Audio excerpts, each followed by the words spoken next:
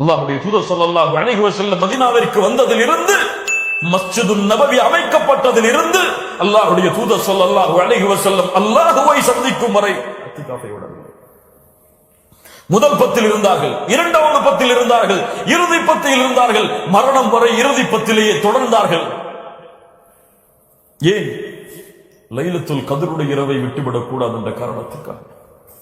இஅ்திகாஃப் எல்லாம் நம்முடைய இபாதத்துடைய வாழ்க்கையிலே கிடையாது. 10 நாட்கள் அல்லாஹ்வுடைய தூதர் ஸல்லல்லாஹு அலைஹி வஸல்லம் பள்ளியிலே அல்லாஹ்வை தனிமையில் சந்திக்க வேண்டும் என்ற காரணத்திற்காக இஅ்திகாஃப் இருப்பார்கள்.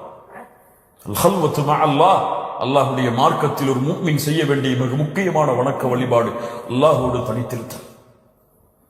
உங்களுடைய மனைவியோடு தனித்திருப்பீர்கள், உங்களுடைய நண்பனோடு தனித்திருப்பீர்கள், அல்லது யாரும் இல்லாமல் உங்களோடு நீங்கள் தனித்திருப்பீர்கள். அல்லாஹ்வோடு என்றைக்காவது தனித்திருந்திருக்கிறீர்களா? அல்லாஹ்வோடு தனிமையில் இருந்திருக்கிறீர்களா? அல்லாஹ்வோடு தனிமையில் பேசி இருக்கிறீர்களா? அல்லாஹ்விடத்திலே உங்களுடைய அன்பை, உங்களுடைய நேசத்தை வெளிப்படுத்தி இருக்கிறீர்களா?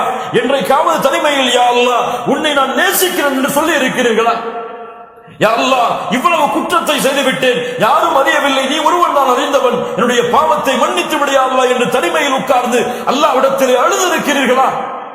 அல்லாஹ்வுடைய தூதர் அழுதவர் 7 அர்ஷின் நிழலில் இருப்பார் என்று சொன்னார்கள். தனிமையில் அழுதார். அல்லாஹ்வுடைய தூதர் ஸல்லல்லாஹு அலைஹி வஸல்லம் சொர்க்கத்திற்கு நீங்கள் எளிமையாக நுழைய வேண்டும் என்றால் மக்கள் உறங்கும் பொழுது நின்று தொழுங்கள் என்று சொன்னார்கள். ஏன்? அந்த வணக்க வழிபாடு உங்களுக்கும் அல்லாஹ்விற்கும் மட்டும் தனித்திருக்க வேண்டும். லைலத்துல் கத்ருடைய இரவை அடைய இருக்கின்ற நாம் இந்த ஜமாஅத்துடைய தொழுகைகளை எவ்வளவு தொழ முடியுமோ தொழுதுவிட்டு முழுவதுமான தனிமையுடைய வணக்க வழிபாடுகளில் ஈடுபடுங்கள். ஒரு ஆலிம் துஆ கேட்டு ஆமீன் சொல்லக்கூடிய இந்த செயல்பாடு